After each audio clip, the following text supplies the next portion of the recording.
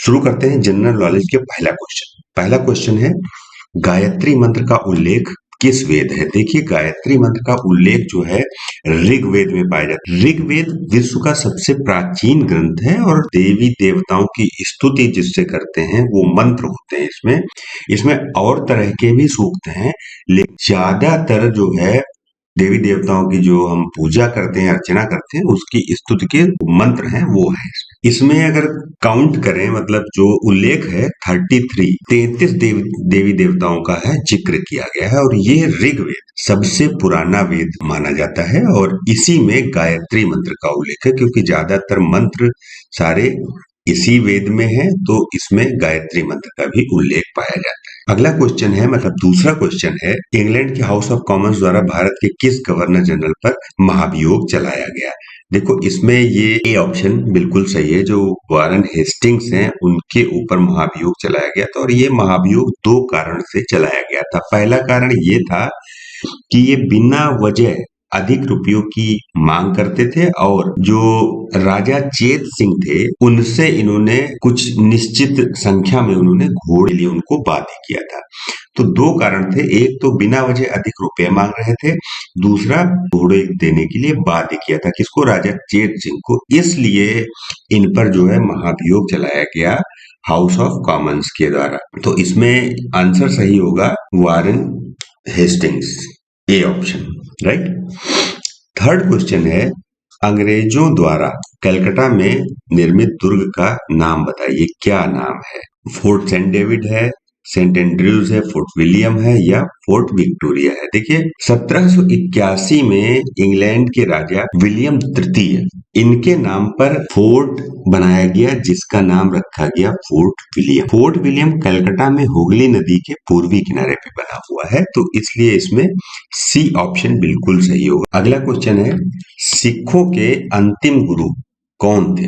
निम्न में से सिखों के अंतिम गुरु कौन थे? सिखों के अंतिम गुरु का नाम बताना है। गुरु अर्जुन देव, गुरु गोविंद सिंह, गुरु अंगद देव, गुरु तेग बहादुर। देखिए, सिखों के 10वें और अंतिम गुरु गुरु गोविंद सिंह, सी ऑप्शन बिल्कुल सही है और इसमें इन्होंने जो है गुरु गोविंद सिंह ने खालसा पंथ की स्थापना की थी। प्रथम गुरु जो है गुरु नानक थे। प्रथम गुरु कौन थे? गुरु नानक थे। गंगा को उत्तर से दक्षिण ले जाने वाला चोल राजा कौन था? गंगा को उत्तर से दक्षिण ले जाने वाला चोल राजा बताना है। 1012 ईस्वी में राजा राजेंद्र, ये एक चोल राजा थे और इन्होंने 1017 में उन्होंने संपूर्ण श्रीलंका ले लिया था। गंगा अभियान के पश्चात उन्हें गंडकी की उपाधि दी गई। तो गंगा को उत्तर से दक्षिण ले जाने वाले चोल राजा कौन थे? राजेंद्र थे, राजा राजेंद्र। पहला दादा साहब फाल्के पुरस्कार किसको दिया गया? ठीक है, किसको मिला पहला दादा साहब फाल्के पुरस्कार? देखिए, दादा साहब फाल्के पुरस्कार जब पहला दिया गया है तो वो दिया गया है 1969 में। अभिनेत्री कौन थी उस टाइम पे जिनको ये दिया गया फर्स्ट टाइम? देविका रानी। देविका रानी को ये दिया गया, तो ए ऑप्शन ये बिल्कुल सही होगा इसमें। ठीक है, अगला क्वेश्चन देखते हैं। देखिए, एक है ये क्वेश्चन, तंजौर के बृहदेश्वर मंदिर का निर्माण किसने करवाया? बृहदेश्वर मंदिर का निर्माण जो है 11वीं शताब्दी में करवाया था राजा राज प्रथम। राजा राज प्रथम, बी ऑप्शन बिल्कुल सही है। अब यह मंदिर जो है भारत का सबसे बड़े मंदिरों में प्रमुख है और इसे यूनेस्को की विश्व धरोहर घोषित किया गया है और यह मंदिर भगवान शिव की आराधना के लिए फेमस है। देखिए, यूनेस्को की विश्व धरोहर में ये मंदिर आता है, तो ये एक नोट करने वाला पॉइंट है। दूसरा, यहाँ भगवान शिव की आराधना होती है, भगवान शिव की आराधना को ये मंदिर समर्पित है और इस मंदिर को राज प्रथम, ये एक चोल राजा थे, उन्होंने करवाया था 11वीं सदी। ठीक है, 11वीं सदी के शुरुआत। आठवां है, चार मीनार कहाँ स्थित है? देखिए, बहुत ही सिंपल क्वेश्चन है। इस तरह के सिंपल क्वेश्चंस भी आते हैं यूपी पुलिस के एग्जाम में। तो चार मीनार कहाँ स्थित है? चार मीनार सभी को ऑलमोस्ट पता होगा जिसने थोड़ी सी भी पढ़ाई की होगी। चार मीनार स्थित है हैदराबाद में, ये बी ऑप्शन बिल्कुल सही है। चार मीनार जो बनाया कब गया था? 1591 ईस्वी में बनाया गया था। अगला क्वेश्चन, कौन सा पर्वत हिमालयी श्रृंखला का अंग नहीं है? कौन सा पर्वत हिमालय श्रृंखला का अंग नहीं है? अरावली, कुन-लुन, हिंदू कुश या काराकोरम? इसमें से कौन सा ऐसा है जो हिमालयी श्रृंखला का पर्वत नहीं है? देखिए, कुन-लुन पर्वत है ये 3000 किलोमीटर में फैला हुआ है। ठीक है, कुन-लुन पर्वत श्रृंखला ये स्थित है मध्य एशिया में, मध्य एशिया।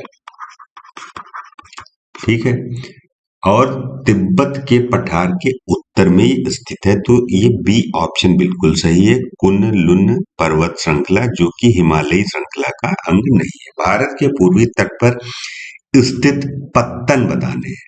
भारत के पूर्वी तट पर स्थित पत्तन कौन कौन से हैं, ये हमें बताना है। देखिए, पूर्वी तट के पत्तन एक बार मैं फिर से नोट करवाता हूँ। लाइव क्लास में मैंने आपको बताया था, एक बार फिर से नोट कर लीजिए।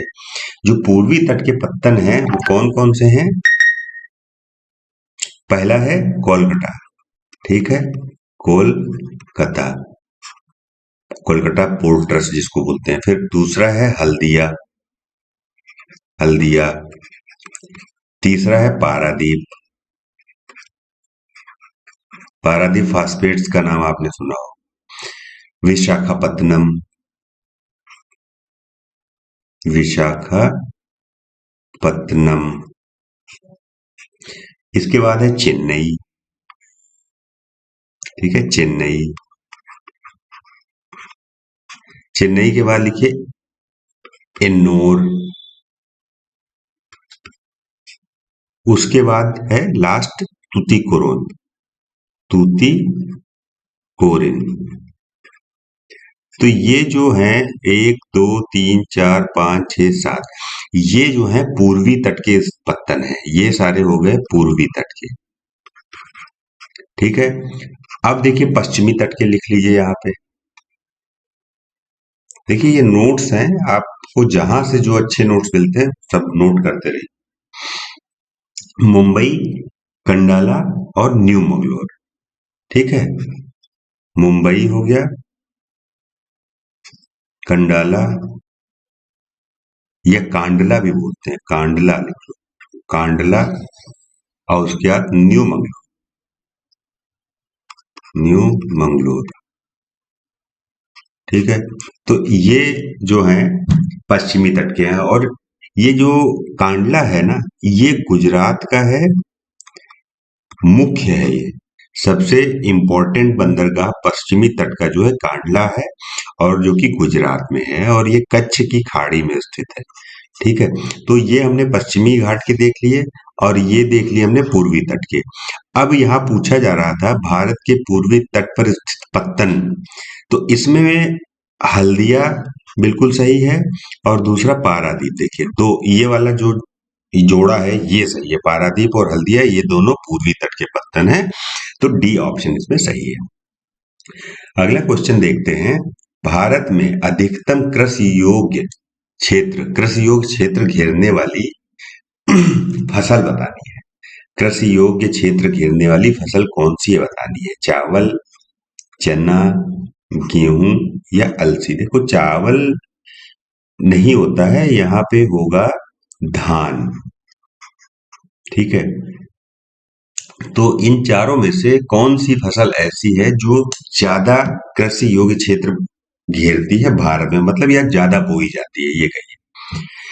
देखो, सबसे अधिक क्षेत्र पर जो खेती की जाती है वो है धान की खेती, ए ऑप्शन जो ये बिल्कुल सही है। पश्चिम बंगाल, उत्तर प्रदेश, आंध्र प्रदेश, पंजाब, हरियाणा, तमिलनाडु, ये ऐसे राज्य हैं जहां पर बहुतायत में धान की खेती की जाती है। ठीक है, और धान या जिसको चावल कहते हैं, चावल भारत और एशिया और बहुत सारे देश हैं जहां पर मुख्य भोजन है, तो इसमें ए ऑप्शन जो है बिल्कुल सही होगा, धान।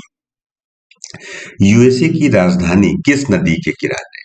अब तो यूएसए की राजधानी, पहले तो राजधानी पता करिए आप कौन सी है, और वो फिर पता करना है किस नदी के किनारे। तो दोस्तों, यूएसए की राजधानी कौन सी है? यूएसए की राजधानी है Washington DC.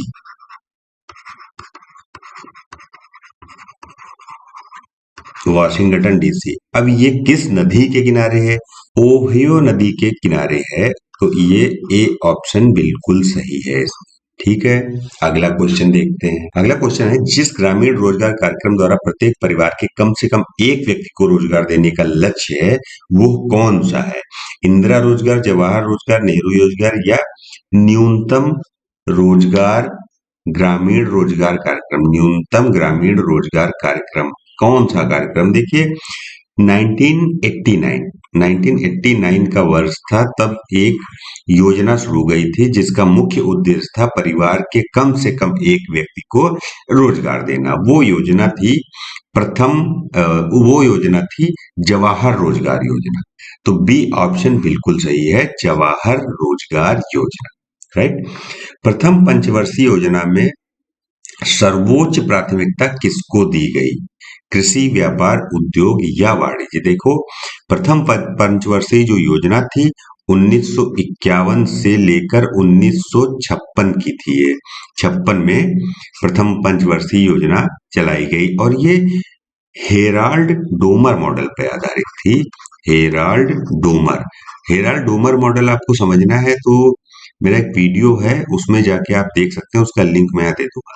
Herald Domar model पर आधारित थी और इस योजना का प्राथमिक क्षेत्र क्या था? कृषि था। तो प्रथम पंचवर्षीय योजना उच्च प्राथमिकता दी गई कृषि को। ए ऑप्शन इसमें बिल्कुल सही है।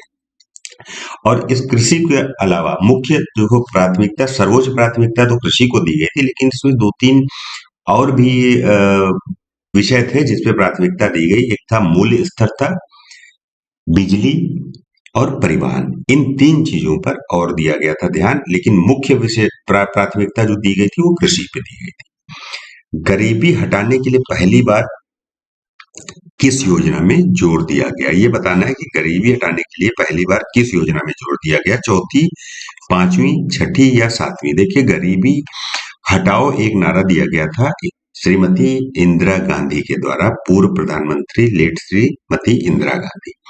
इन्होंने एक नारा दिया था गरीबी हटाओ, और ये नारा दिया गया था 5वीं पंचवर्षीय योजना में। तो इसमें बी ऑप्शन बिल्कुल सही है।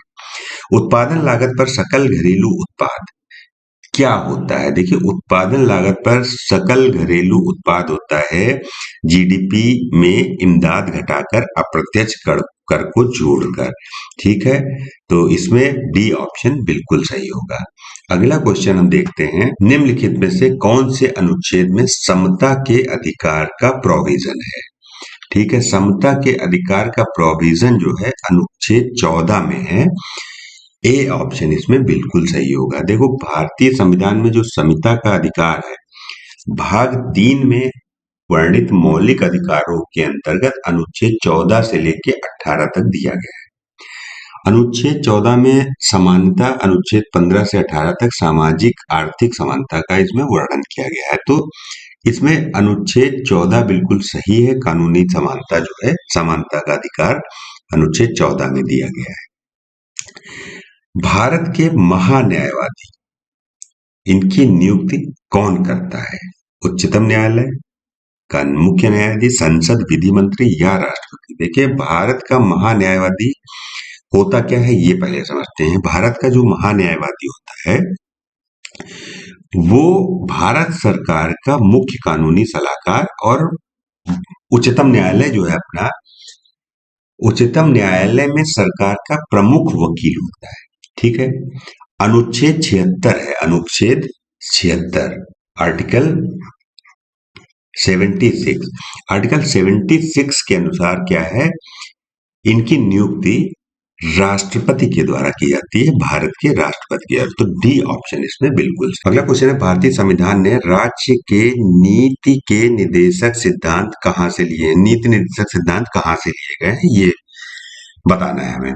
देखिए, नीति निर्देशक सिद्धांत जो है आयरलैंड से लिए गए हैं। डी ऑप्शन इसमें बिल्कुल सही है। अगला क्वेश्चन है, शून्यकाल किसका विवेकाधिकार होता है? देखिए, शून्यकाल जो है प्रश्नकाल भी बोला जाता है और ये लोकसभा स्पीकर का विवेकाधिकार होता है। बी ऑप्शन इसमें बिल्कुल सही है। और शून्यकाल जो है 12 बजे से 1 बजे तक होता है। एन इक्वल म्यूजिक के लेखक कौन है, ये हमें बताना है। देखिए N equal music Vikram Seth है इसके लेखक। एन इक्वल म्यूजिक के लेखक हैं विक्रम सेठ, बी ऑप्शन बिल्कुल सही है। और विक्रम सेठ को साहित्य अकादमी पुरस्कार और इस तरह के कई सारे पुरस्कार दिए गए हैं।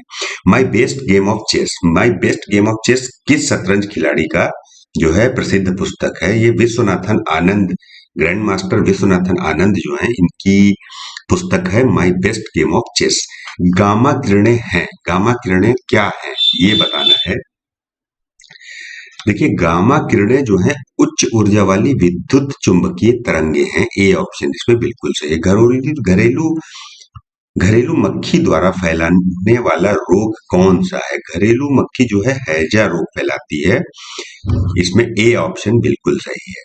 मानव शरीर में पाचन का अधिकांश भाग किस अंग में संपन्न होता है, देखिए मानव शरीर में जो पाचन है वो शुरू होता है छोटी आंत में। देखिए आमाशय होता है, आपने आमाशय के बारे में पढ़ा होगा, ये इस प्रकार का एक जो है अंग होता है आमाशय। अब ये क्या करता है, भोजन पचाता है। इसमें दो तरह का उत्पादन करता है, ये कौन कौन सा, एक तो होता है इसमें एंजाइम और अम्ल, ये दो तरह के जो है रासायनिक पदार्थ जो हैं ये यहाँ से उत्पादन होता है। अब ये दोनों क्या करते हैं, जो ये पाचन रस निकलता है इसमें इसका मिश्रण होता है, जो इसका मिश्रण होगा वो जो खाना है उसको छोटे छोटे टुकड़ों में तोड़ देगा और इसको तोड़ करके जो है छोटी आंत में भेज देता है। वहां पर जो है अधिकांश जो क्रियाकलाप होते हैं पाचन के वो छोटी आंत में होते हैं, तो इसमें सी ऑप्शन बिल्कुल सही होगा। उत्तर प्रदेश में सबसे पुराना विश्वविद्यालय कौन सा है, 26 नंबर का क्वेश्चन है। उत्तर प्रदेश में सबसे पुराना विश्वविद्यालय कौन सा है, देखिए जो लोग इलाहाबाद में रहते हैं उनको म्योर कॉलेज के बारे में पता होगा। ये म्योर कॉलेज की स्थापना हुई थी 1866 में, ठीक है 1866 में।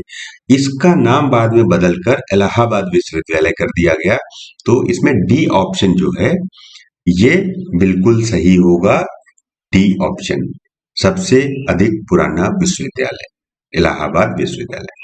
अगला क्वेश्चन है, उत्तर प्रदेश में बहुत सारे शोध संस्थान हैं, निम्न में से कौन सा शोध संस्थान आगरा में स्थित है। देखिए defence research, central building research, area, ये गलत है, यहाँ पे एरिया नहीं होगा, एरियल हो गया, एरियल मतलब हवाई। Aerial delivery research and defence institute या सेंट्रल ड्रग रिसर्च इंस्टीट्यूट। अब इसमें से सी ऑप्शन ये बिल्कुल सही है, ये आगरा में स्थित है, aerial delivery research and defence system. इसको बोलते हैं हवाई वितरण अनुसंधान और विकास प्रतिष्ठान।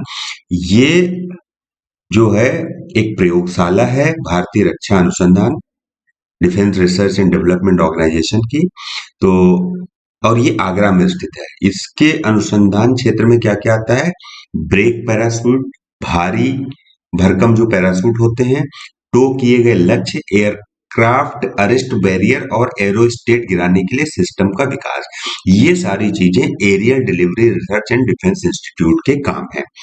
तो ये कहाँ पे है, आगरा, AGRA आगरा। 27 का सी आंसर बिल्कुल सही है। अगला क्वेश्चन है सुशासन दिवस, देखिए ये सभी को पता होना चाहिए इस तरह के क्वेश्चन। ये क्वेश्चंस क्या है, ये 90% स्टूडेंट्स को बताते हैं, तो ये नंबर बढ़ाने में आपकी मदद नहीं करेंगे, ये सबको पता है। कुछ ऐसे क्वेश्चंस होते हैं ट्रिकी वाले जिनसे आप ऊपर या नीचे जाते हो, तो ये क्वेश्चंस आपको पता होना चाहिए। 25 दिसंबर हमारे पूर्व प्रधानमंत्री लेट श्री अटल बिहारी वाजपेयी जी का जो है ये उनकी जो याद में ये मनाया जाता है, 25 दिसंबर को जयंती होती है उनकी, तो 25 दिसंबर इसमें बिल्कुल सही ऑप्शन है। क्यों मनाया जाता है सुशासन दिवस, पूर्व प्रधानमंत्री अटल बिहारी वाजपेयी जी की जयंती के दिन। जयंती कब होती है, 25 दिसंबर, ऑप्शन सी इसमें बिल्कुल सही। निम्न में से किस वर्ष भारत में डिमोनेटाइजेशन, विमुद्रीकरण मतलब डिमोनेटाइजेशन की नीति नहीं अपनाई? 1978, 1946, 1999 और 2016। देखिए, सबसे पहले जो डिमोनेटाइजेशन हुआ था वो हुआ था 1946 में, फर्स्ट ऑप्शन। सेकेंड हुआ था 1978 में और थर्ड हुआ है अभी 2016 में। तो 1999 में नहीं हुआ है, तो हमारा सी ऑप्शन ही सही होगा, राइट। उत्तर प्रदेश में प्रतिवर्ष होलिकोत्सव के अवसर पर लठमार होली का आयोजन किस स्थान पर होता है? वृंदावन में, बरसाना में, मथुरा में या गोकुल में? देखिए, लठमार होली जो है ये बरसाना में होती है और नंदगांव में खेला जाता है। ठीक है, तो इसमें बरसाना ऑप्शन है, तो हमारा बरसाना सही होगा। कहीं पे अगर नंदगांव दिया हो, बरसाना ना हो, तो नंदगांव भी सही होगा। ठीक है, ध्यान रखिएगा इस बात को। और ये जो है हफ्तों तक चलता है, मतलब एक सप्ताह तो ये चलता ही चलता है, लठमार होली वाला प्रोग्राम। उत्तर प्रदेश में उच्च न्यायालय की खंडपीठ निम्नलिखित में से किस स्थान पर है? ए ऑप्शन बिल्कुल सही है, सबको पता है, लखनऊ में बेंच है इलाहाबाद हाई कोर्ट की। ठीक है, तो इसमें कौन सा? ए ऑप्शन बिल्कुल सही है। अगला क्वेश्चन देखते हैं। देखो भाई, सब लोग, जितने लोग भी देख रहे हो, अगर ये आपको वीडियो समझ में आ रहा है, अच्छा लग रहा है, तो इसको लाइक तो कर दो और चैनल को सब्सक्राइब कर लो भाई। तो आप सभी लोगों से रिक्वेस्ट है, अगर वीडियो देखते हैं अच्छा लगता है तो एक बार लाइक और सब्सक्राइब तो करना बनता है। अगला क्वेश्चन है, आईटी संशोधन एक्ट 2008 के अंतर्गत कौन सी धारा साइबर आतंकवाद से संबंधित है? ठीक है, साइबर आतंकवाद जो है आईटी संशोधन एक्ट 2008 की धारा 43C, ठीक है, धारा 66 आईपीसी की धारा 268 देश की सुरक्षा को खतरा पहुंचाने के लिए फैलाए गए वायरसों पर साइबर आतंकवाद से जुड़ी धारा 66F गैर जमानती जो है वो लागू है। इसमें सजा क्या होती है? उम्र कैद। ठीक है, इसमें उम्र कैद की सजा होती है। और धारा 66F(b) ये बिल्कुल सही है। पारिस्थितिकी तंत्र के जैविक घटकों में क्या होते हैं? ठीक है, 33 पारिस्थितिकी तंत्र के जैविक घटकों में क्या होते हैं? घटकों में क्या होते हैं ये बताना है। तो इसमें सी ऑप्शन जो है अपघटक, ये बिल्कुल सही है। देखिए, पारिस्थितिकी तंत्र में दो घटक होते हैं, एक तो जैविक होता है, एक होता है अजैविक। जैविक घटक क्या होते हैं? इसमें पेड़ पौधे तथा जंतु होते हैं। जैविक घटक को पोषक पद्धति के आधार पर तीन भागों में बांटा गया है। इसमें नंबर 1 है उत्पादक, जिसमें हरे पौधे आते हैं। उपभोक्ता, इसमें जीव आते हैं जो हरे पेड़ पौधों को खाते हैं। तो सी ऑप्शन इसमें बिल्कुल सही है, अपघटक। ठीक है, भारत में हरित क्रांति को किसने सफल बनाया? हरित क्रांति को सफल बनाने वाले कौन हैं? MS स्वामीनाथन। ये सी ऑप्शन इसमें बिल्कुल सही है, MS स्वामीनाथन। देखो, नॉर्मन बोरलॉग हरित क्रांति के प्रवर्तक माने जाते हैं, लेकिन भारत में हरित क्रांति लाने का जो श्रेय है सी सुब्रमण्यम को जाता है। और MS स्वामीनाथन जाने माने वनस्पति विज्ञानी थे, जिन्होंने क्रांतिकार लाने के लिए सी सुब्रमण्यम के साथ काम किया। तो M स्वामीनाथन जो है, जो वनस्पति विज्ञानी थे, उन्होंने क्रांति को सफल बनाया। लेकिन दो नाम और हैं इसमें, नॉर्मन बोरलॉग जो है ये हरित क्रांति के प्रवर्तक हैं, और भारत में हरित क्रांति जो है उसको सी सुब्रमण्यम माने थे, लेकिन हरित क्रांति लाने के लिए जो है M स्वामीनाथन एक जाने माने वनस्पति विज्ञानी थे, उनका ही नाम आता है। तो सी ऑप्शन इसमें बिल्कुल सही होगा। वर्ष 2011 की जनगणना के अनुसार भारत में लिंगानुपात, देखिए ये 2011 ये है आपका सेंसस का क्वेश्चन। सेंसस से एक दो क्वेश्चन आते ही आते हैं।